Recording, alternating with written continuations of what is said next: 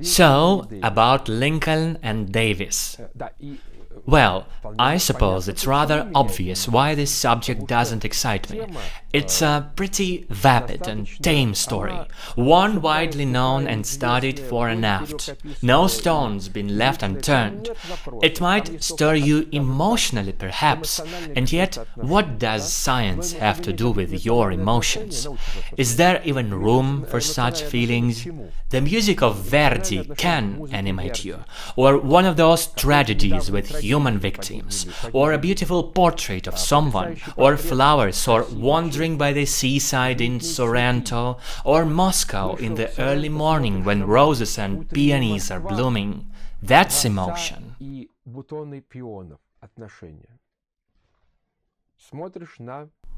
Just look at his photos or portraits. Cameras were already around, but painted portraits still held their ground. Of Abraham Lincoln, I mean.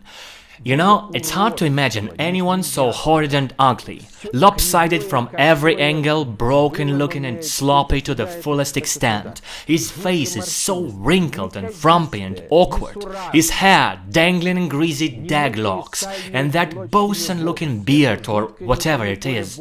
I can't find a proper name for it other than a stripped, ragged piece of swab. Alright, I get it. He was a careworn, self-made man born in a shack to a poor family of farmers. I know that very shack is now an exhibit, they even claim it's authentic, even if it's not, I could care less. Yes, it's a tiny willy blockhouse, one room only and grumpy looking. That's the place of his birth. Then he became a president, not as triumphantly as Trump did, of course, but on an even keel. Besides, America wasn't a hegemony back then, but a president nevertheless. His whole life through, he was a loser, from one misery to another and back again. Then came his presidency, where he proved rather efficient at killing Southerners before Mr. Booth did him in.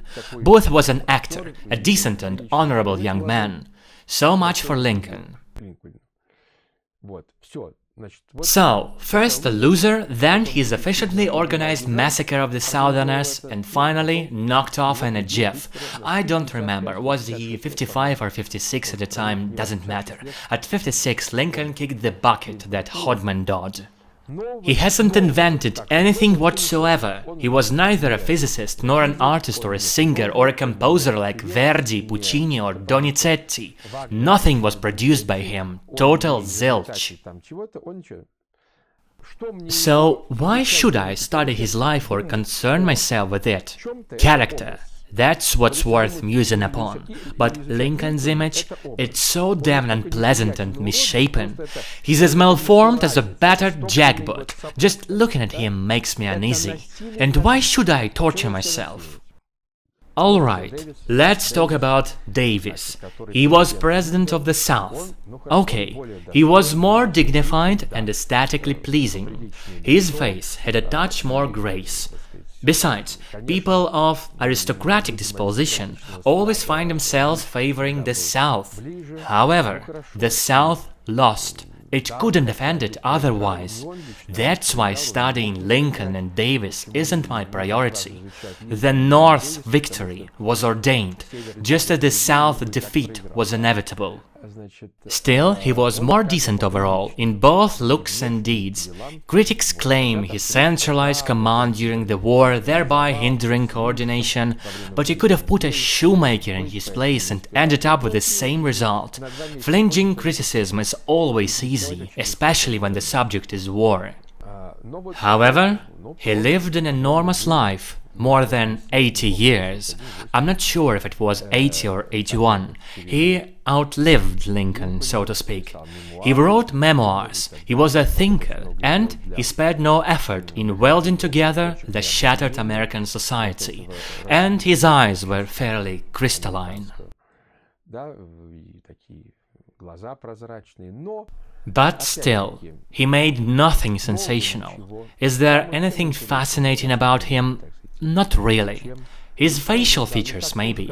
Well, when you examine those old pictures from the 19th century, you have to realize they had to sit still for 4 or 5 minutes to get the shot, and that was rather tedious. That's why folks looked somewhat mad in those photos.